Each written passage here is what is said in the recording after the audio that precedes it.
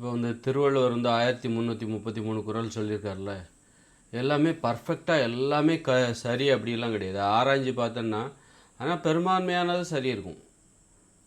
ஒரு குறைவான சதவீதம் அது வந்து தவறான கருத்துக்களாக கூட இருக்கும். நிகழ்காலத்துக்கு அது பொருந்தாததாக கூட இருக்கும்.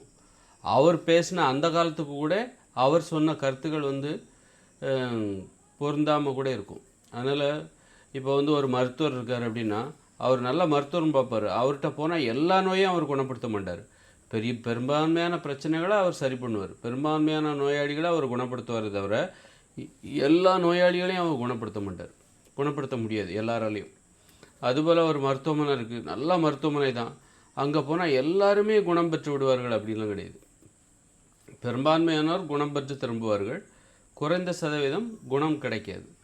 அது மாதிரி தான் வந்து நாம் இப்போ வந்து ஒரு வீடியோவில் நிறைய கருத்துக்களை சொல்கிறோம் அப்படின்னா, பெரும்பான்மையான கருத்துக்கள் உண்மையாக இருக்கும், சரியாக இருக்கும்.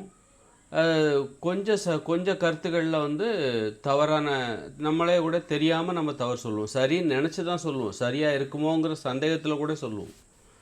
சந்தேகத்தில் கூட நம்ம வந்து ஒரு கருத்தை பதிவு பண்ணுவோம்.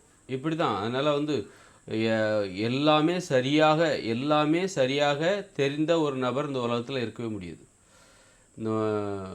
இந்த உலகத்தில் இருக்கவே முடியாது. அவர் சொன்னால் எல்லாமே சரியாக இருக்கும் அப்படின்னு சொல்லிட்டு எதுவுமே இருக்க முடியாது. ஆனால் நிறை குறை எல்லார்கிட்டையுமே இருக்கும். சொல்கிறது தவறாக. அதே நேரத்தில் வந்து பெரும்பான்மையான கருத்தை வச்சு தான் நம்ம ஒருத்தரை மதிப்பிடுறோம். பெரும்பான்மையான கருத்து, அவருடைய பெரும்பான்மையான கருத்துக்கள் சரியானவையாக இருக்கிறதா, பெரும்பான்மையான செயல்பாடுகள் நன்மை தருவன இருக்கிறதா, தெரியாமல் தான் அவர் வந்து தவறாக சொல்லியிருப்பார். இப்போ திருவள்ளுவரே கூட தவறான கருத்துக்கள் சொல்லியிருக்கலாம், ஆனால் அவர் தெரியாமல் தான் சொல்லியிருப்பார்.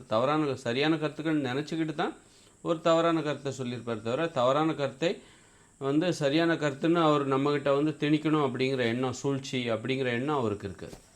அந்த எண்ணத்துக்கு தான் நம்ம அவருக்கு மதிப்பு கொடுக்குறோம். அப்போ திருவள்ளுவருக்கு வந்து எல்லாத்தையும் சரியாக சொல்லிட்டாருன்னு நினச்சிடலாம் அவரை வந்து மதிப்பு கொடுக்கல. எல்லாத்தையும் சரியாக சொல்லணும் அப்படிங்கிற ஒரு எண்ணம், அந்த எண்ணம் நல்லவைகளை சொல்ல வேண்டும் தனக்கு தெரிந்த அந்த எண்ணத்துக்கு தான் அவர். அப்போ பெரும்பான்மையான கருத்துக்கள் உண்மையாக இருக்குது அப்படிங்கும்போது அவருக்கு ஒரு மரியாதை கொடுக்குறோம்.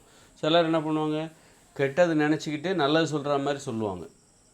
நிறைய அந்த மாதிரி நம்ம பார்க்க தானே செய்கிறோம். நிறைய மதம்லாம் பார்த்து, இந்து மதம், அப்புறம் வந்து இப்படி நிறைய வகையில் பார்த்தாக்கா ஒரு சூழ்ச்சி, உயர் சாதியினர் வந்து தாழ்த்தப்பட்ட சாதியினரை வந்து அப்படியே சூழ்ச்சிலாம் பண்ணி நல்லது சொல்கிற மாதிரி சொல்லி கெட்டது பண்ணுற அந்த எண்ணம், கெட்டது தான் நினைக்கிறாங்க. அவங்க நினைக்கிற எண்ணம் வந்து கெட்டதாக இருக்குது. அதற்காகத்தான் நம்ம அவங்கள வந்து, அவங்க நல்லதே சொன்னாலும் அது தேவையில்லை, அதை வந்து நம்ம பெருசாக எடுத்துக்கிறோம். அவங்க எண்ணத்தை தான் நம்ம பார்க்குறோம், அந்த நோக்கத்துக்கு தான். அப்போ நம்ம நிறைய கருத்துக்கள் சொல்லலாம், நிறைய கருத்துக்களை நம்ம சொல்கிறோம். நல்லது சொல்லணுங்கிற அந்த எண்ணத்தை அடிப்படையாக வச்சு தான் நம்ம சொல்கிறோம்.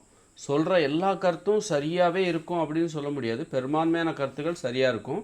ஆனால் அதே நேரத்தில் சரியான கருத்துக்களை சொல்ல வேண்டும் என்கிற எண்ணம், நன்மையை செய்ய வேண்டும், நல்லவற்றை சொல்ல வேண்டும் என்கிற அந்த எண்ணம் தான் நம்மக்கிட்ட இருக்கிற ஒரு சிறப்பு. அந்த எண்ணம் தான் பெரும்பான்மையான கருத்துக்களை சரியாகவும் சொல்ல வைக்கிறது.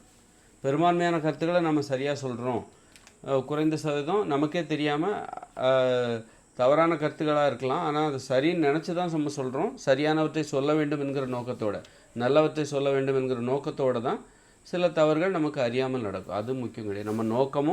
நம்ம நோக்கம் சரியாக இருக்கிறதா என்பது தான் அங்கே முக்கியமே தவிர, முக்கியம் அப்படிங்கிறத எல்லோரும் பார்ப்பாங்க. அந்த விதிமுறைக்கு உட்பட்டு தான் எல்லாருமே செயல்படுறாங்க. நமக்கு இப்போ சரின்னு தெரிகிறது, அப்புறமா தவறுன்னு தெரியும். இப்போ தவறுன்னு தெரிகிறது பிற்காலத்தில் சரின்னு கூட தோணலாம். ஆனால் நமக்கு இப்போ எது சரின்னு தோணுதோ அதை நம்ம பேசிக்கிட்டே இருக்கணும், அதை செய்து கொண்டே இருக்க வேண்டும்.